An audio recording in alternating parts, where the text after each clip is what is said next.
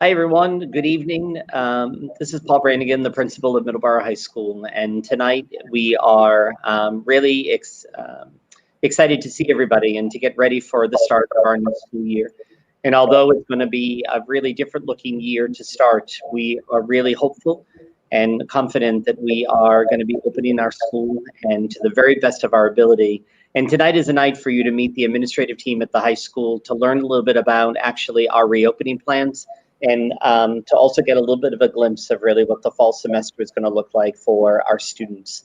As you know, our first day of school for the high school for all grades, 9 through 12, is September 15th. And tonight we're going to share a little bit about actually what those days will look like and really what a hybrid day and in-person will look like in relation to also the remote days as well. But it's really wonderful to have people join us tonight. And I'd like to begin with having the high school administrative team introduce themselves. It's an incredibly dynamic group of leaders, and I'm just so very grateful to be able to work alongside of each and every one of them. So we'll just go around, and if the team could introduce themselves and their role. Hi, everybody. I'm Andy Dizell. I'm the assistant principal, one of two assistant principals here at Middleborough High School. And tonight I'm going to be talking about the COVID safety measures regarding masks, sanitization, and social distancing, the arrival process to school, attendance, and the dismissal process. Hi, everybody. I'm the other assistant principal. My name is Laura Luco.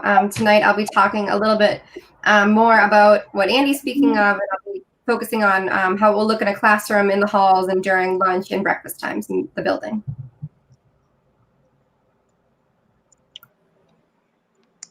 Hi, everyone. I'm Ryan Sylvia, the athletic director, and I'll be talking about a little bit about physical education activities, after school activities and athletics, and locker room areas, and also transportation to away contests.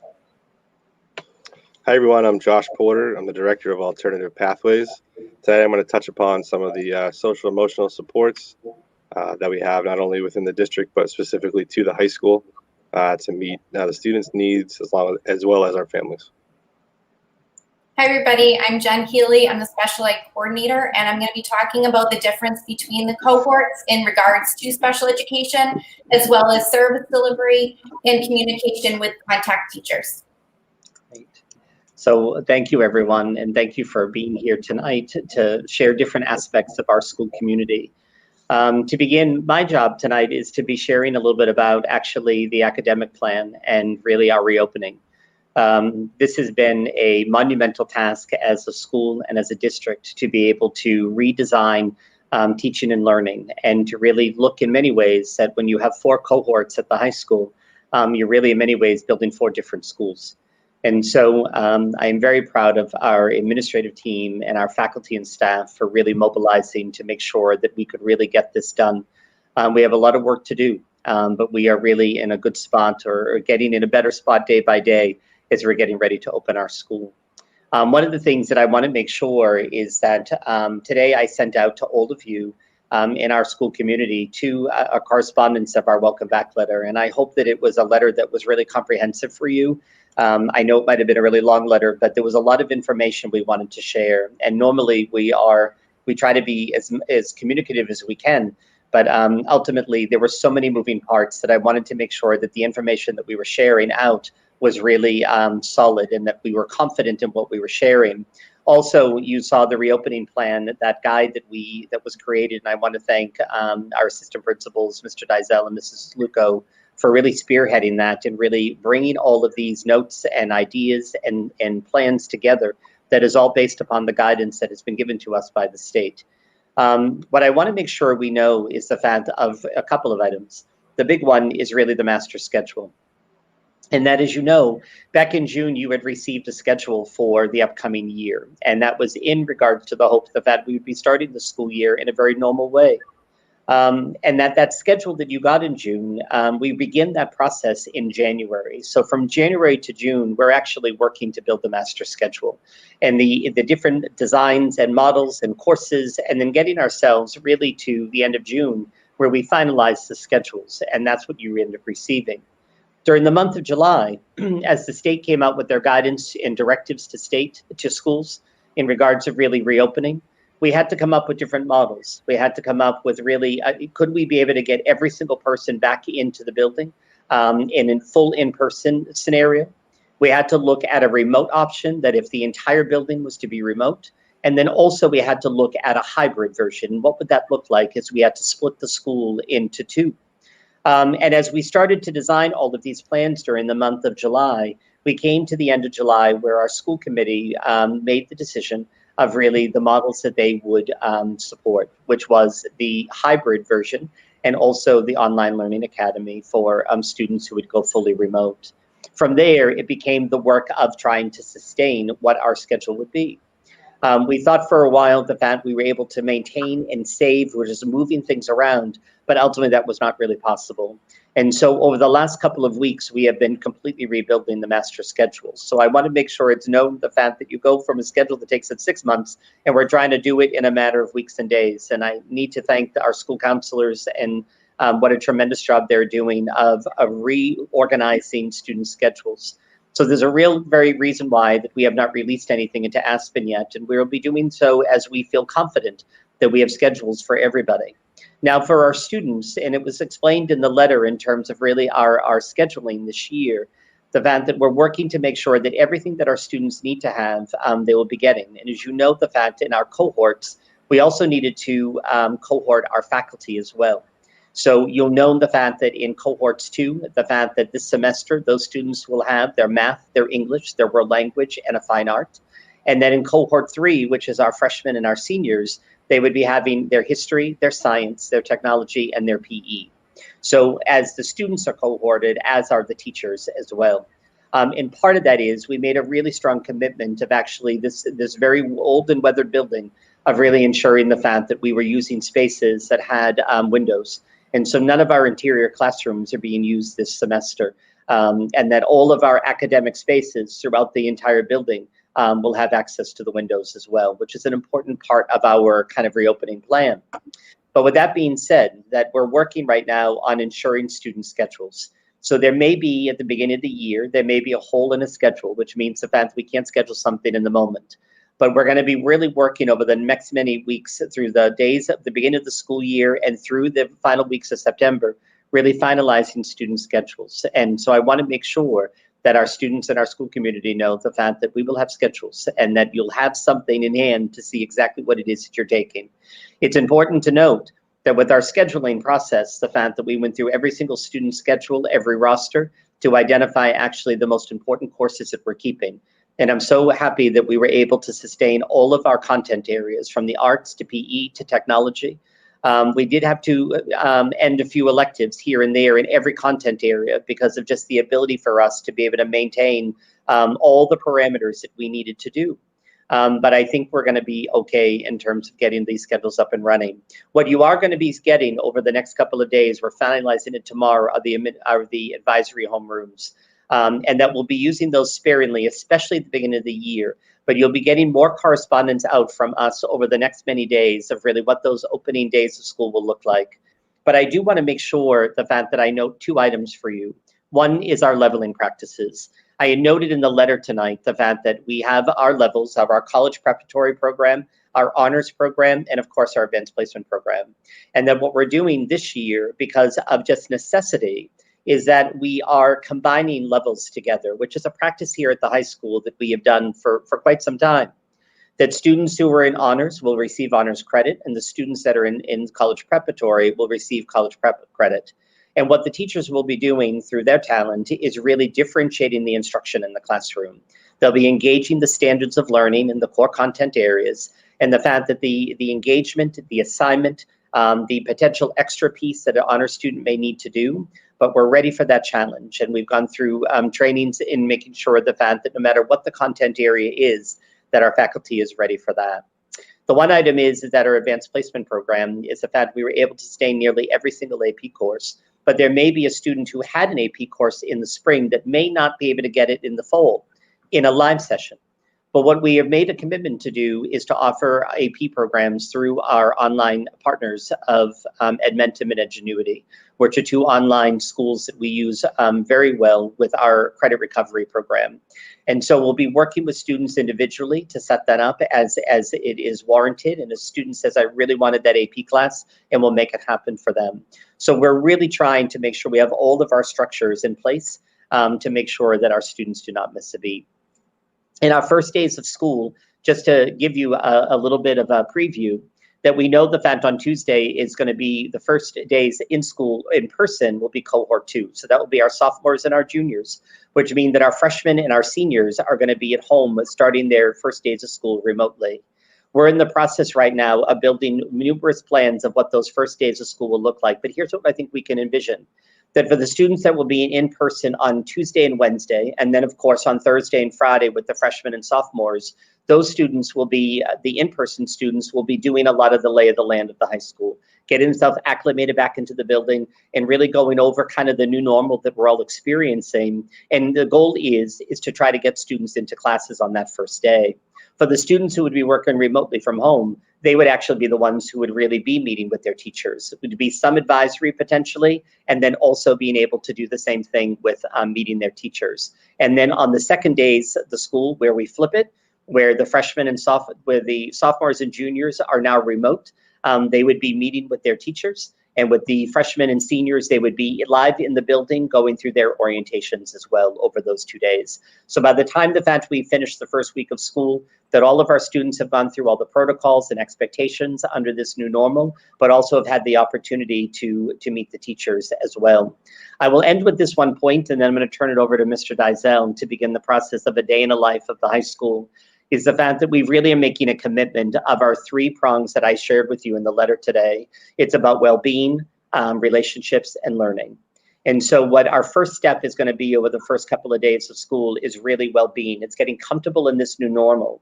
And then really the relationships piece kick in after that, because we need to sustain the ability for us. We've been out of school for so long. We need to make sure that we get comfortable being back in the experience again. And then once we have all those in place and we're able to settle the school, then learning can begin in earnest. So we're excited for it. We're confident in it. And I appreciate taking an opportunity to listen tonight. So Mr. Dysel, I'm going to turn it over to you to begin the process of just sharing a little bit about the nuts and bolts of our reopening. Sure thing. Thank you. So first, I'm going to talk about masks, sanitization, and social distance expectations, which are the 3 really, really important safety elements that must be observed by all parties while in the school or in person, not just in the school building, but also in school transport. When it comes to masks, families are expected to provide appropriate masks for their students every day. If they arrive without one, one will be supplied. Students and staff are expected to wear that mask that covers their nose, their mouth, and fits snugly under their chin at all times while on school grounds and on the school transport, as I said.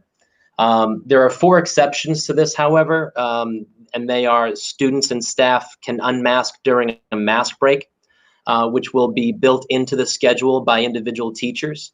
They can unmask while eating and drinking, during PE, and while outside and socially distance. So those are the only 4 exceptions to wearing a mask while school is in session or while being transported or leaving on school transport. Regarding sanitization, everyone in the building is expected to exercise hand hygiene before students board buses, as they enter school, before they eat or put on or even remove their mask, after they touch high contact surfaces like doorknobs, and when they leave school. Everybody is expected to sanitize, okay?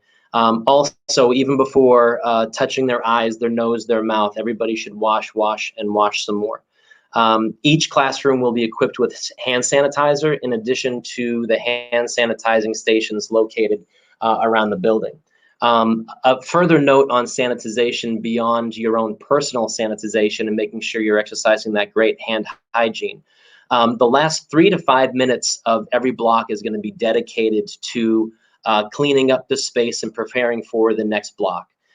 So for example, after a class is almost over, the staff will be handing out school-issued sanitization materials, whether they're wipes or spray, and students will be asked to basically clean up after themselves, cleaning their own space, so that when the new batch of students enter that classroom space, it will be prepared for them and they'll be good to go. And likewise, they will be entering an area of the school that has been sanitized and is good to go for them.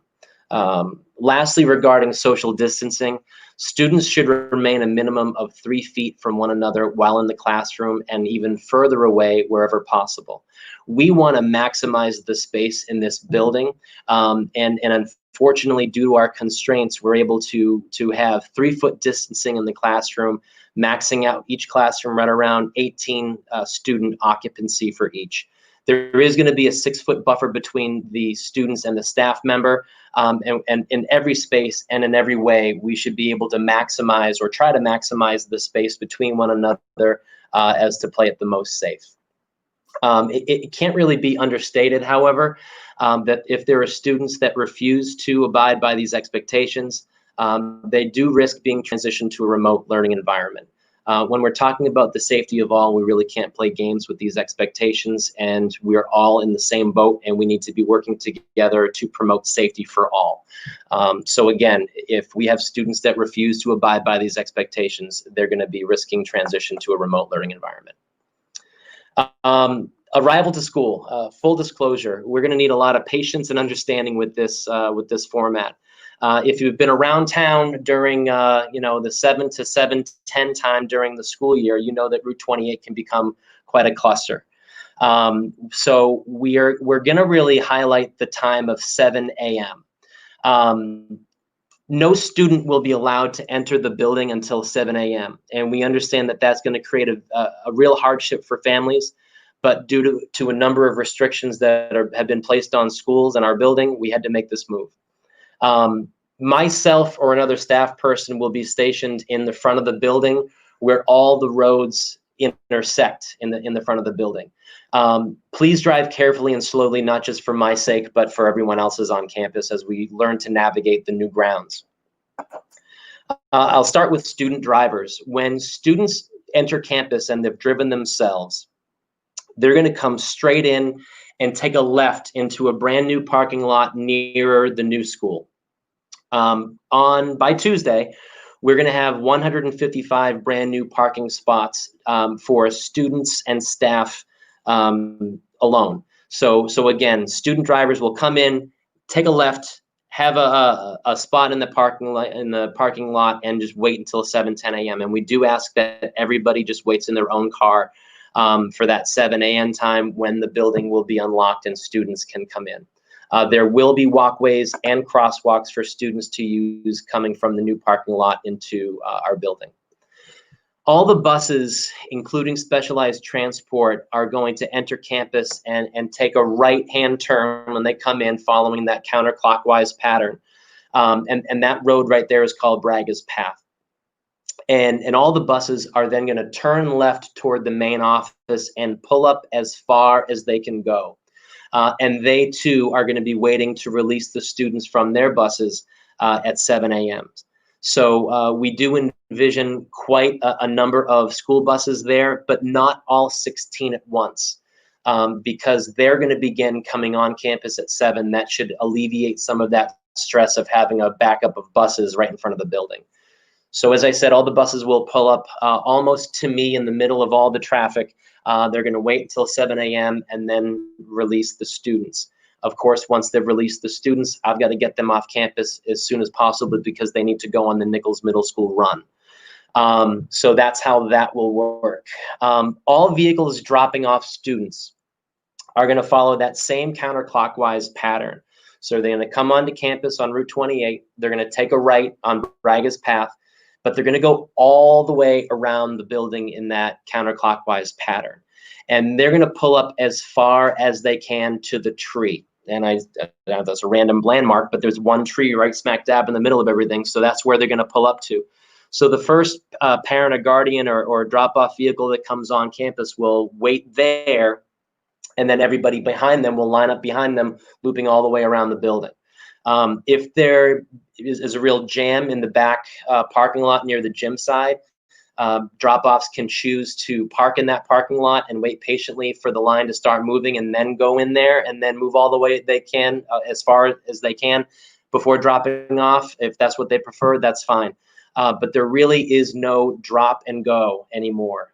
That's why, again, we want to focus on that 7 a.m. time for people to enter campus and do what they need to do.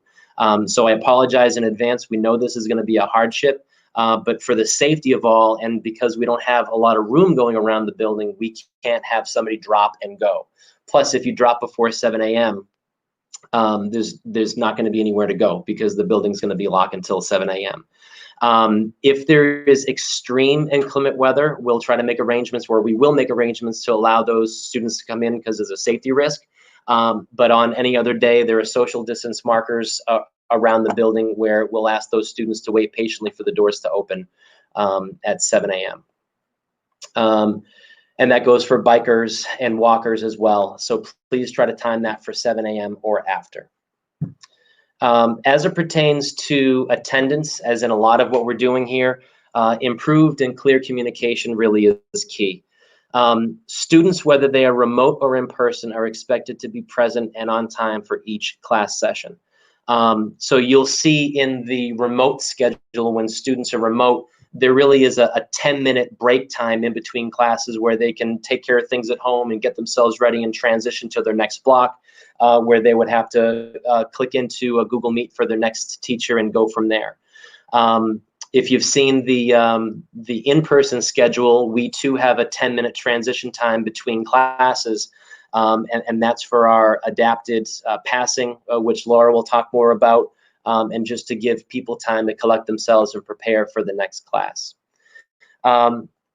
In the case that a student won't be present in class, parents or guardians should contact Kathy Scanlon, who is our front office secretary, by phone or by email to document the absence. If the absence is excusable, any documentation that we would need on top of the note or the phone call should come in to her within 5 days. And we're trying really, really hard to go contactless when it comes to those things. So if doctors can email things to Kathy directly, or doctors can email or scan fax things to you as the parent or guardian, and then get them to Kathy that way, that would be ideal. If students and or staff are ever symptomatic, they should stay home and see their doctor for next steps. Please know that we do not want anybody in this building that is symptomatic, and there's a full list of symptoms regarding COVID-19 that are in the literature that came out to all students and families earlier today. So please review that if you haven't seen that list. Parents and guardians should communicate with the school, and we are going to do our absolute best to provide access to the students, their education while they're out. All dismissal notes need to be verified over the course of the day by Mrs. Scanlon. So the earlier that we get those in, the better, just as we would normally do during normal times. The pass would come in the morning. It would have all the information we would need. And then Kathy would reach out to the parent and guardian just to verify that it's accurate. And then we'll have that dismissal ready to go on time. If students need to be dismissed before the end of the day, they'll be released to parents or guardians or designees who will wait just outside the main office for their student to come out. And in that vein, we'll talk about visitors just for a moment and item drop-off. We really are limiting access to the building a great deal this year. People without appointments will not be allowed access to the building. We're really discouraging parents and guardians from coming to the school to drop items off. They can do so if absolutely necessary, if it's absolutely imperative to have that item in a student's hand. If not, please, if we could just ask you to wait until after school hours to get that done, that would be great. And I know that this is going to touch a nerve, but we're not accepting any coffee drop-offs at all this year. Food, of course, if there's a lunch that was left behind and the student needs lunch, and it is important to note that Middleborough Public Schools will be providing free lunch and breakfast through December 31st. So if there is a forgotten lunch on the table or in the fridge at home, it's okay because we got you covered here at school until December 31st at very least. So we're really trying to be contactless and keep visitors out unless they have an appointment. And of course, going back to our COVID related pieces, no visitors that are in violation of those 3 protocols, the mask, the sanitization, and the social distance, will be allowed to be in a school building or on school grounds. Lastly, dismissal from school. The dismissal from school will be staggered this year. All student drivers and their passengers leaving campus will be dismissed at 1:30, which is about 20 minutes earlier than our normal dismissal procedure. Sorry. So they'll be going at 1:30. All pickups, walkers, and bikers will be leaving campus at 1:40. And all bus students and student athletes and co-curricular club members will be dismissed at 1:50. An announcement will be made at the 1:30 and the 1:40 mark to signify dismissal. And of course, at 1:50, the bell will ring. And all students must wear their mask until they're outside, and all students should sanitize their hands before leaving school. When it comes to pickup vehicles, everybody should be on campus before 1:30 to avoid major traffic issues, as the pickups will be going just a little bit later at 1:40. Your best bet is to park in the student lot to the left of the new building. So again, anybody that goes to the left-hand side for parking is best to get out before the buses leave. So that is your best bet. If you come early and you want to park in the gym side parking lot or park in one of the dirt spots in front of the school, you can certainly do that, but you will be stuck behind buses. So I would warn against that. Bus transport will run exactly as it has in the past. The buses are going to line up in order around the perimeter of the building and wait for students to board. Specialized transport will pick up at the main entrance right around 1:30. And my last note before I hand it over to Ms. Luco, late buses. Late buses have historically been on Mondays, Tuesdays, and Wednesdays, but that unfairly kind of benefits cohort 2. So to ensure just a bit of a better balance with late buses, they're going to be available on Tuesdays, Wednesdays, and Thursdays. The late buses arrive at MHS at approximately 3:45 p.m. and pick up students at the main entrance.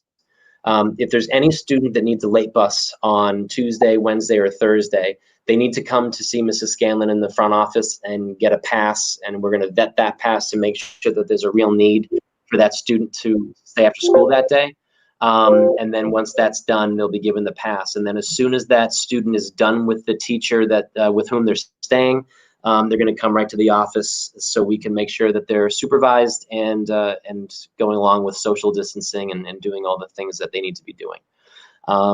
So that was a lot of information. If you have any questions, I'm sure we'll see some things in the chats. But there's more information in the packet that went out today, so I welcome and urge anybody that have more questions about that and other things being presented today to take a look at that packet, and then you can certainly reach out to us. So I appreciate your time, and I'm going to hand it over to Mrs. Luco.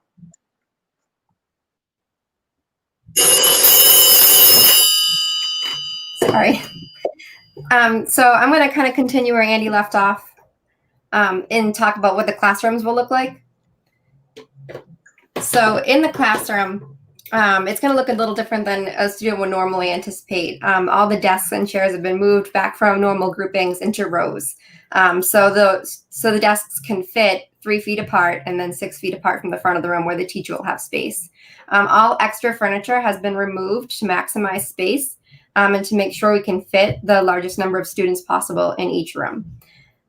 Students will have assigned seats this year in all their classes, and that's just for the purpose of documenting who's touched like surfaces.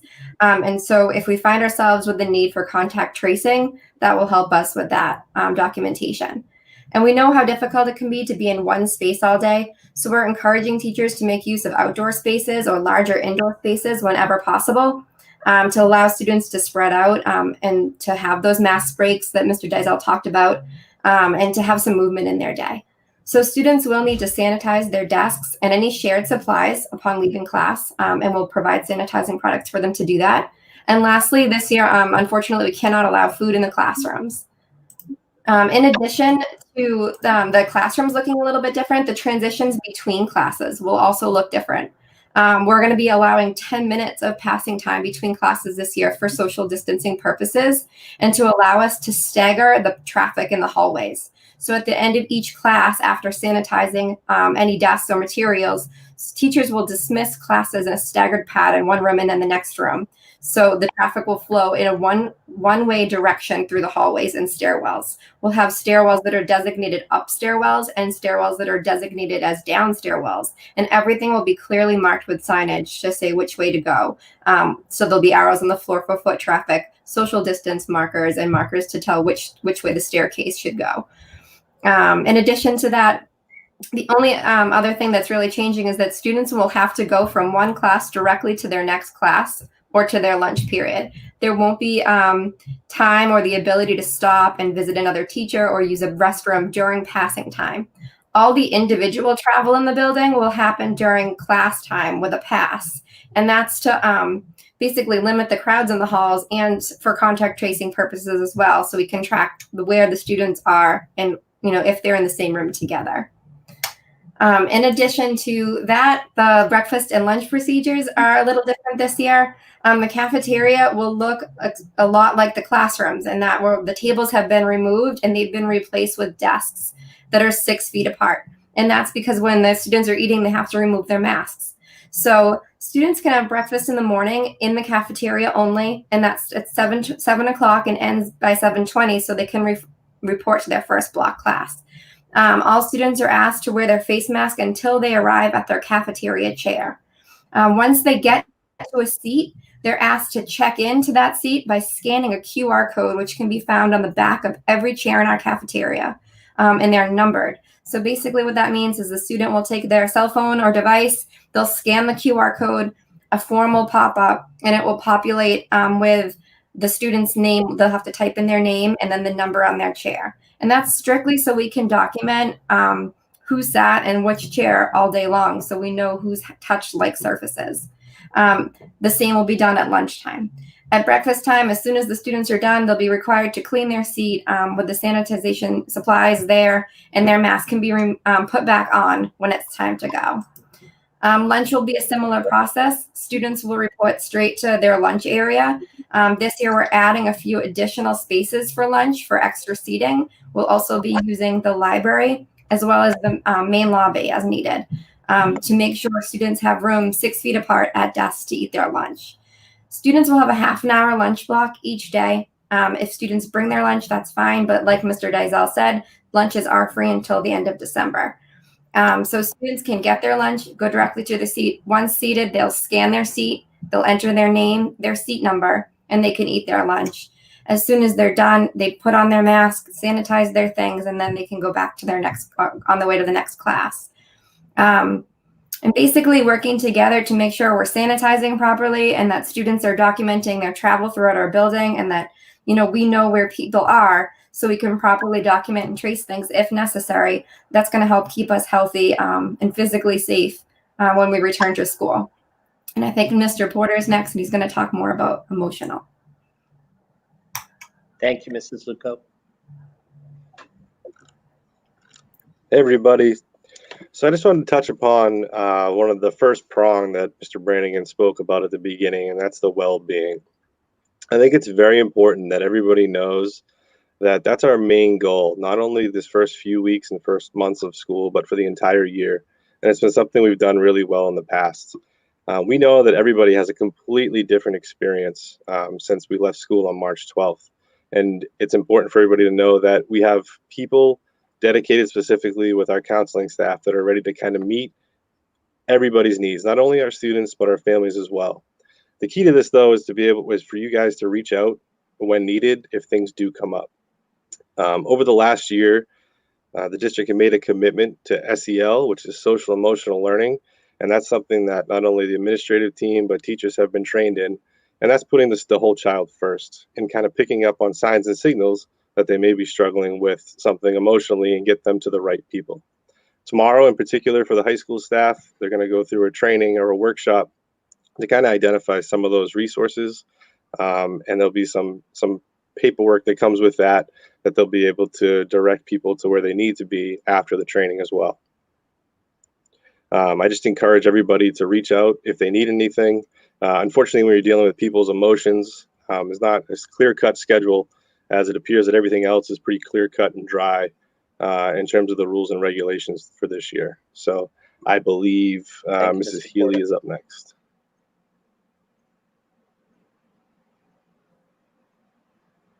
Oh, Jen, you're on mute. Sorry. Hi, everybody. A lot of the information I'm going to share with you tonight is not new information per se. You've probably heard a lot from our Director of Pupil Personnel Services, Carolyn Lyons, and I'm really going to kind of reiterate some of that information and clarify for you. So the first thing I'm going to talk about is the cohorts. There's been a lot of question on qualification or classification for that cohort 1 population. So just to clarify, students who fall into the cohort 1 designation would be a student who has a high needs designation per their IEP. So this is a student who might have spent a majority of their day in a specialized program, and their services are of such a nature that they really cannot be delivered remotely. And so those students we are providing services for in person 5 days a week. For our other students who have services per their IEP, we are providing those through the hybrid model, the cohort 2 and 3, depending on their grade. And then, of course, you have the option of the cohort for the full remote, which would have been students and parents opting into. As far as service delivery goes, students are entitled to all of the services on their IEP. The difference is that might look a little bit different given the world we're in right now.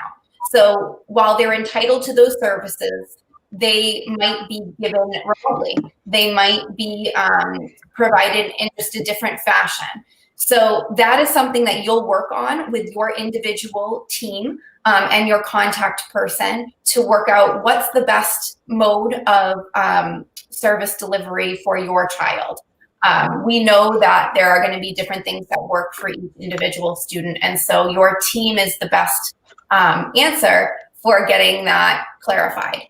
As far as communication goes, you should be hearing from your contact teacher. So every student is assigned a special ed teacher who follows their caseload, and you should be hearing from them if you haven't already. These teachers are working tremendously hard to make sure that all services are going to be in place in looking at schedules and making sure that they've made contact with their students so that it helps to eliminate some of that anxiety in coming back to the school for both student and parents, because we know that those anxieties are very real.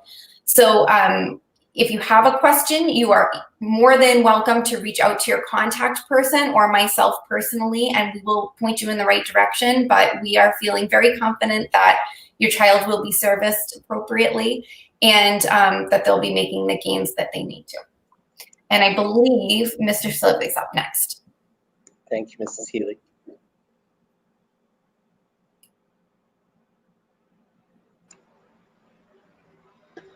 Hi, everyone. I just want to talk a little bit about physical education at the high school and also our athletic program. First off, with physical education and athletics, we are going to be following all of the same safety protocols for the most part that the students are required to follow in school. So that's important to note, that there's really not a ton of difference there in terms of all the safety protocols.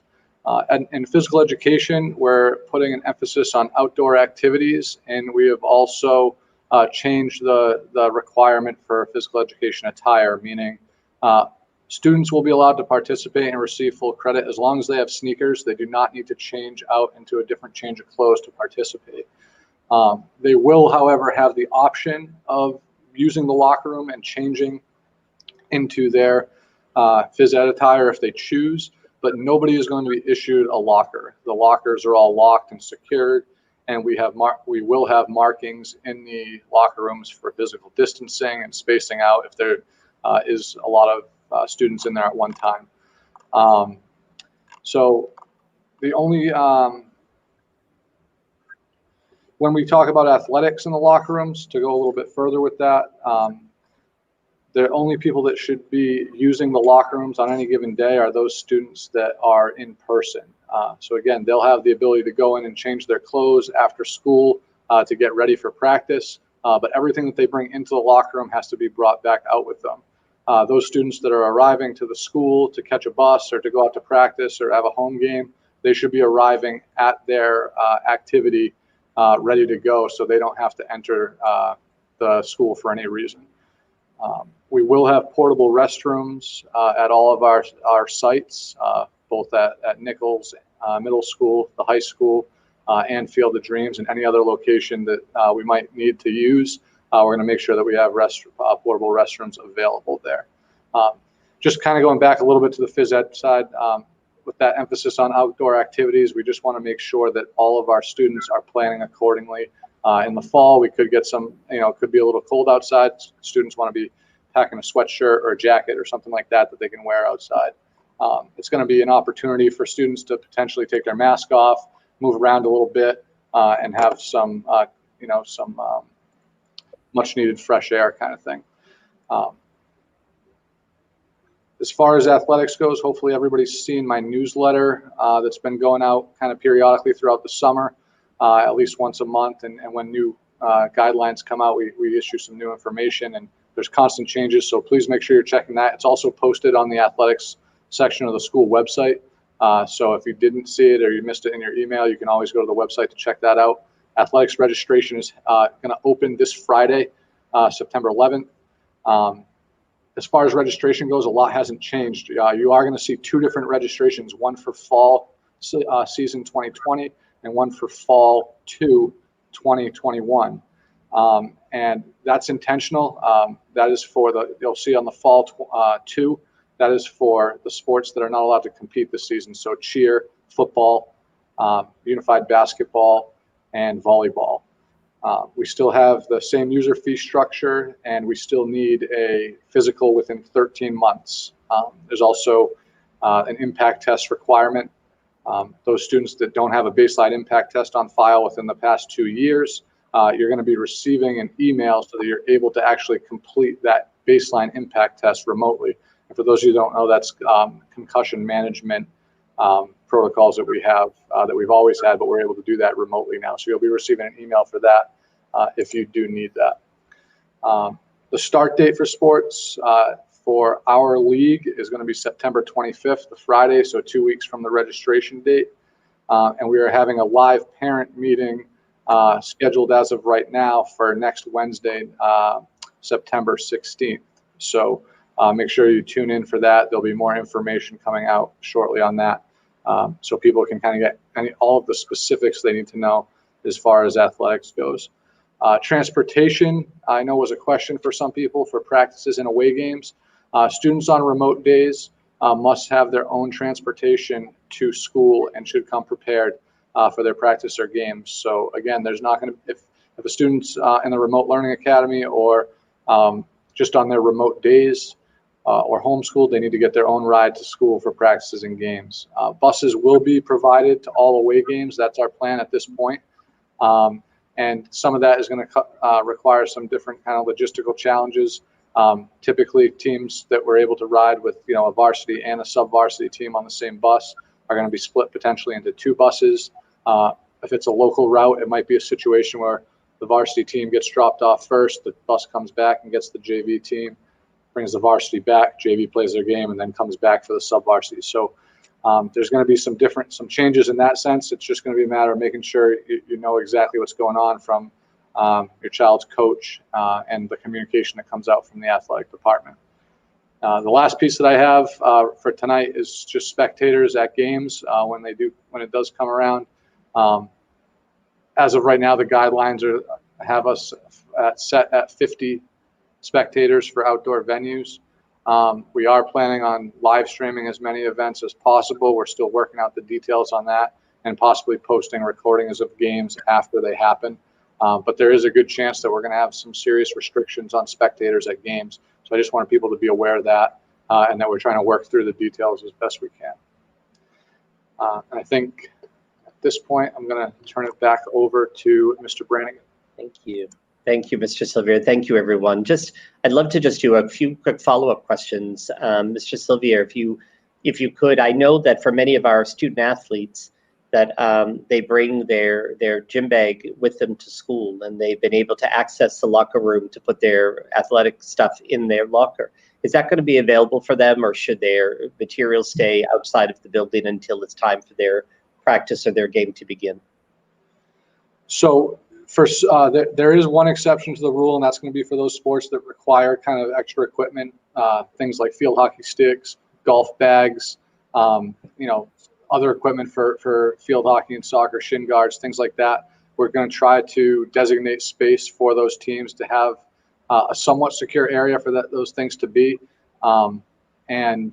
But in general, things like just a change of clothes for practice, your game uniform, things like that. Our goal right now is to have students bring those things with them to school if they're on an in-school day, and then ready to change into it at practice. And our goal is really to not have anything in the locker room, on the floor, or in the lockers at any time. It's just a space to change, use the restroom, and then come back out, with the exception of the larger equipment items. And then those students that are on remote days, there really shouldn't be any reason for them to even enter the building. If we have practices and games scheduled, they can just go right out there. Gotcha. Thank you, Mr. Sylvier. And I think it's important for all our families to know that a lot of what we're doing is, in many ways, to some degree, a trial and error. And so I know the fact that as we have these policies in place, there'll be a constant assessment of really how are we doing with it and what are the needs. I know that there was a question in the chat, which was, I think, a very good one, was about what if you don't have a cell phone to be able to scan the QR code in the cafeteria. And that is something we will need to have anyway in place, because we do know we have students who don't have a cell phone. And so there'll be a way for us to be able to just note the fact that that student is seated at desk number 22. I want to make sure that for our families to know the kind of rationale behind the cafeteria setup and the QR codes. Under the state guidance, the fact, and Mrs. Lugo had mentioned about the classrooms, is that everything has to be assigned. And so that assigned seat becomes really important. In the cafeteria, the guidance said the same thing. And for a high school setting, we thought that was really not really doable for a high school. But we needed to be able to figure out a way of being able to engage every student, give them the flexibility of socializing, and to be able to at least sit 6 feet apart from each other, but to be able to sit with their friends, and not having to have this sense of an alphabetical experience where they are beginning of the alphabet to the end of the alphabet. And so by really the creativeness of the team, of really looking at how can we be able to track who's in the cafeteria at which lunch, and those QR codes became the way of doing it. And we know just from the history of our students at the high school that they tend to become creatures of habit over time, where they tended to always sit in the same spaces. So we know just as our routines begin that we anticipate that our students will find their places where they are going to be. I do know there was a question in the chat just about spaces in the Black Box Theater and the music suites and all of that for lunches. That is unfortunately no longer, because a lot of those spaces are now used for classrooms, and that there was one of the key rules in the guidance was the fact you couldn't have lunch being held in a classroom that was also being used as a classroom space. So just an important piece to that as well, too. And I know that Mr. Deisel and Mrs. Lugo, if you could, I know that we kind of took all of our faculty and staff through the nuts and bolts of the document. And so maybe just to touch upon really just some of the work we've done with our faculty and our staff over the last weeks that they've been here, last days, excuse me, of just getting them a little bit of the lay of the land of the new norm.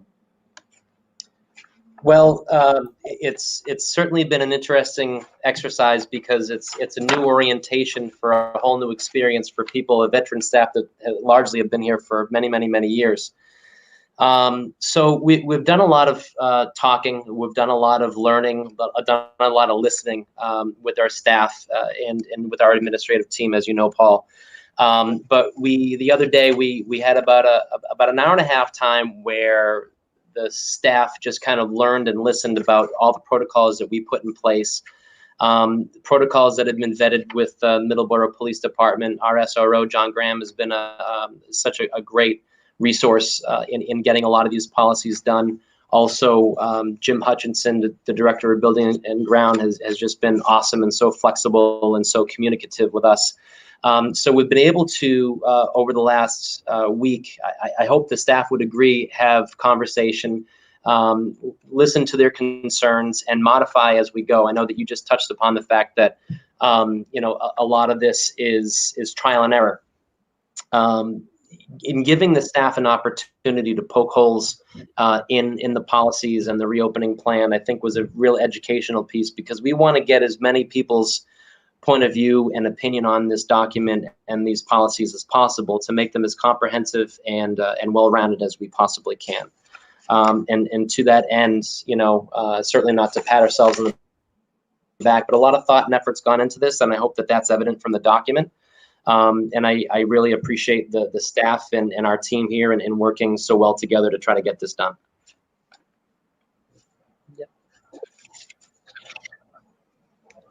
I think just to add to what Mr. Dizell said, I think it's important to note that in addition to relearning how to come into a building and the nuts and bolts of it the everyday, our staff have been so engaged and learning how to give a better experience online to learners too, and how to improve remote teaching when that has to take place. And I know we've done some work on differentiating our instruction, and like Mr. Brannigan said, we'll be teaching different levels in the same classroom. So that's something that they've really been working on. And like Mr. Porter said, tomorrow they'll be focusing on social emotional well-being. So they're really looking at not only entering a building and following the state guidance and the protocols that are necessary to keep people safe, but they're also looking at every aspect of teaching and learning and of social emotional well-being as well.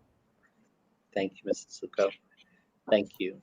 One of the things that came up in the chat that I just think is important to note is really the beginnings of really how do you engage certain aspects of class, especially on the remote days. And one of the things that's been happening here over the last many days is really the beginnings of really, well, what does a class look like? And never mind in terms of the in-person days, because even that's going to look very different too. But also really on those remote days. From really just the engagement of attendance. And it's important to note for our students and our families, the fact that the remote experience in the spring was something that will not be repeated. And there's been very, very strict guidance that is given to the state, from the state, in regards of what remote days would look like.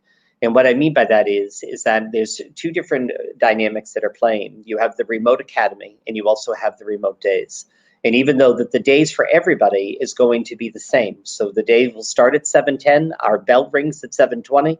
It is the goal that every day from a virtual place that we'll do morning announcements and the celebrations we do every day. And then basically it will be for everybody, whether they're in person, whether they are at home on a remote day, or they're part of the Online Learning Academy. So we'll all start the day together and then begin to go into block 1, transition into 2, into 3, into 4. You'll notice in the reopening guide that was shared with you today is it gives you the bell schedules. So for the students that are in the hybrid model, that on those remote days, you're going to notice the fact that it gives a half-hour lunch through four lunch periods in the day. It's imperative that for the hybrid students that maintains itself, because for those students that it's going to be able to give that kind of equilibrium for the days they're in the school and the days that they're not. But then for the Remote Learning Academy, for those students, the fact that they have the options of 2 lunches and their teachers in the Remote Academy will engage what that will look like. And you'll see that kind of schedule in there as well. And that really in a remote day, here's what we have shared with our teachers. It's really about, we understand the fact that screen time and for any age is going to be that it can be tiring after a while. And the fact to think that you would be on a screen for 90 minutes in a class or 80 minutes in a class is really not really plausible. But it really needs to be that there's structure to it. And it's not just having the student get the assignment and then let me know how it goes 3 days from now. It really is about the kind of structure that an in-school experience would have. So what do I mean by that? In a classroom that you may find the fact that the teacher takes the 90 minutes of the day, whether it's, and I'm going to talk about an in-person experience, but I want it to be applied to the remote learning experience as well. The fact that in a 90-minute experience, the teachers are trained to chunk the day. So it would be maybe a 10-minute opening that they would do, getting the activator going, getting the bell ringer started. And then it would potentially be framing of the lesson. And it would really be this direct instruction, which we know of the most part, it's about a 15 to 20 minute time frame where there would be that direct instruction potentially would happen. What is the topic of the lesson? What is the content that we need to make sure we're giving to you? And then after that would become potentially building of that content. It would be the depth of understanding that we're looking for. So it would be taking that moment of really that direct instruction and then doing something with it. Now that may be in a remote world that they may be broken into small groups from the class where they'd be working on something together. It may be allowing them to kind of log off and work on something on their own online and then log back in to be able to kind of give report of what they've accomplished. It may be the opportunity during that time where the teacher would be available for conferencing or an office hour of some kind. And then we'd be coming back again at the end of the lesson to take what they've learned in direct instruction, to be able to then couple that with the activity or project that they were doing, and then bring it back together again as the closing. And so I would envision that not only in the in-person experience, but also in the remote experience, I think that's what you will see. And I think every teacher is going to have kind of their own kind of way that they run their ship. And we know that even just in an in-person experience, if we were back in normal times, especially at the high school level. But ultimately, I think that what we're trying to find is a real balance of really things that are going to be experienced for those students. So I hope that helps a little bit in really what a remote day looks like. And I know for the students and the families that are enrolled in the Remote Learning Academy that you received a letter from me today, really kind of giving an outline to that. And there'll be more information coming as schedules are finalized and really what their day-to-day will be looking like as well. So I hope that has helped on that sense. I do want to just kind of say a few things, and I just to kind of bring this night to beginnings to be a close. We're going to be sharing out more and more information to you, and it will be coming over a period of time. And so we're going to be making sure the fact that we are sharing things as much as we know. I know for our families who have been part of the high school experience for quite some time, you know that every Monday morning comes out Brannigan's Bulletin, and that will be continuing. And that first one will come out on Monday. And it will give a little bit of the lay of the land of trying to create some sense of normalcy again for our school. But I want to make sure that our kind of message to our students is really about personal responsibility. We know as young adults the fact that they have a true understanding of really what we're all experiencing together. And the fact that when we know that for many of our students they're working, so we know the expectations going into their job placement of what they need to be wearing for mask and PPE and all of that. And then it needs to transfer into this place as well. And so that is going to be really the messaging that we're going to be sharing with our students. It's really about we all have to take care of each other. And the fact that you may not want to do it for yourself, but you need to do it for the people around you at the same time. The other part is really on those first few days of school, especially through the month of September, it's really about getting ourselves settled. What's very different at a high school in comparison to a lower grade is the fact that in the high school, there's complexity in every facet because you have different content areas, different classes and movement and making sure that all of our students have things that they need and that they're in place. And because of the complexity of our scheduling right now, the fact that it's going to take us potentially some time to make sure that we have all the pieces in place. It may be the fact that we're going to be creating things for our students as we go. And what I mean by that is the fact that we've done an analysis of every schedule, but now it's going to be the fact of what happens if we can't get something into that day, part of the day for one period. Does it become that we do kind of a directed study? If a ninth grader doesn't have it, can we do something in regards to a freshman experience? So we're constantly kind of coming up with our list of options that we can be doing for our students, because many of those courses would be filled with electives that we would be running in our school community. And because of just constraints, that we're really not able to run a lot of those programs. I want to make sure that as we go through the first day, all of these things are going to be reviewed with our students. So we have plans after plan after plan, and we have different options to figure out which one we're going to engage in on the first and second days of school. So for those in-person days experiences, it's going to be a lot about the lay of the land of the building, a lot of what we've done here tonight with all of you. But then also on the remote days, it's going to really be about giving a teacher the opportunity to do some of that planning.